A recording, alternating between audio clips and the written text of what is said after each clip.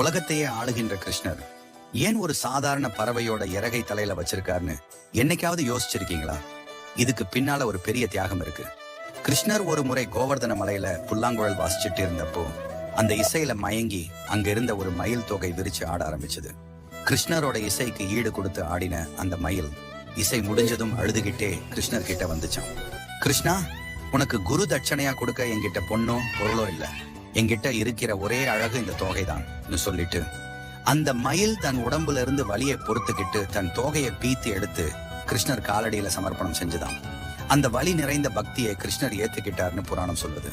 தன்னோட அழகையே தியாகம் செஞ்ச அந்த மயிலோட அன்புக்கு அடிமையான கிருஷ்ணர், வைரத்தை விட உன் தியாகம் தான் எனக்கு பெருசு, இனிமே என் காலில் கிடக்க வேண்டிய இந்த இறகு என் தலைமையிலேயே இருக்கும் சொல்லி தலையில வச்சுக்கிட்டாராம்.